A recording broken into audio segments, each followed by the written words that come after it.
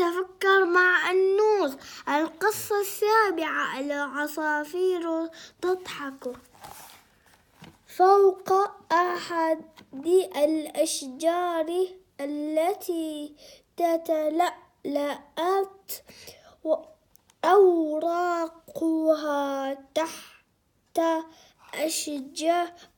أشعة الشمس، اجتمعت العصافير تشكر الله الذي خلقها وأوجدها، فغردت بصوت طربت له المخلوقات حولها. جاء أحد العصافير مسرعا إلى أصدقائه وسألهم ضاحكا: هل سمعتم بالخبر الطريف؟ لقد رأيت أنوسا اليوم، وقد حصل له شيء عجيب. أتدرون ما هو؟ لقد نسي أنوس أنه إنسان. ضحكت العصافير وقالت: هيا بنا نذهب إلى أنوس لنتأكد من الخبر.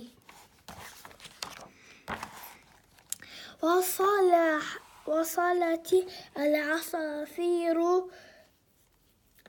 فوجدت أنوسا مستلقيا على العشب الأخضر يتأمل نفسه. تساءل أنوس: من أنا وكيف صرت ولماذا جئت هنا إلى كوكب الأرض؟ ضحكت العصافير وقالت: حقا لقد نسي أنوس أن الله الخالق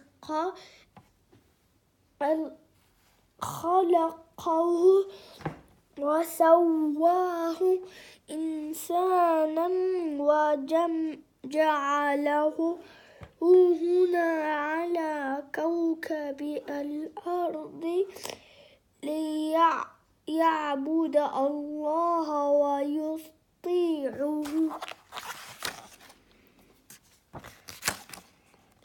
كيف تكونت أنا من رأس وجذع ويدين ورجلين،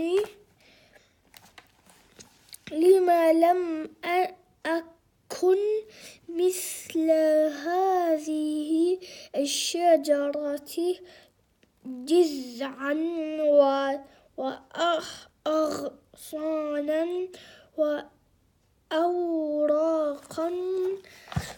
ضحكت العصافير وقالت: لقد نسي أنوس أنه إنسان الله البارئ كونه بهذا التكوين بديع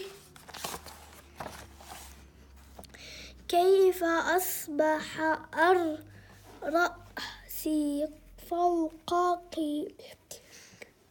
ويدي طريقتين وأمشي على رجلين وأنت يا بسبوس رأسك فوقك ولك ذيل وتمشي على أربع ضحكت العصافير وقالت لقد نسي أنوس أنه إنسان الله الحكيم سواه بهذا القوام الجميل كيف أرى بعيني كيف أسمع بأذني كيف ألمس بجسمي كيف أحس بوجود الأشياء من حولي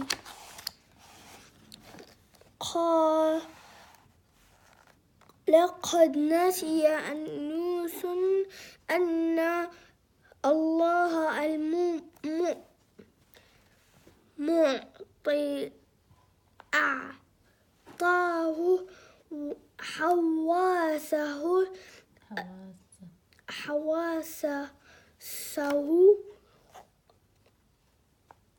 الخمسة وأن الله القادر جعله يستطيع الإحساس باستخدام هذه الحواس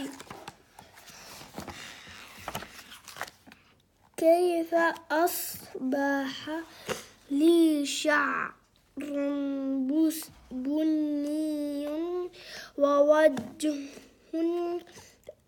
أبيض وعينان عسليتان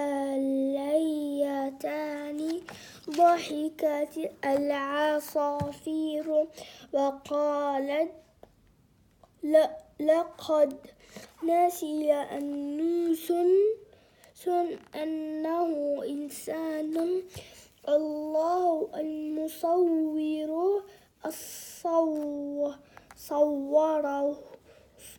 صوره بهذه الصورة وهذه الألوان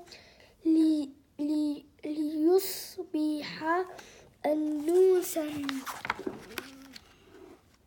وفجأة تزحلق أنوس فسقط في ماء النهر قال أنوس لقد تذكرت شيئا هاما تذكرت أنني إنسان أحاطت العصافير بأنوس وقالت كيف تنسى يا أنوس أنك إنسان الله الكريم خلقك فسواك فعدلك أي صورة شئت ركبك. ما شاء الرب ركبك. أجاب أنوس لن أنسى أبدا، لن أنسى ما أسعدني بإكرام ربي لي. سأبقى يا ربي مسلما، يا ربي مسلما محبا مطيعا لك. الله الكريم البارئ المصور المعطي الخالق القادر الحكيم.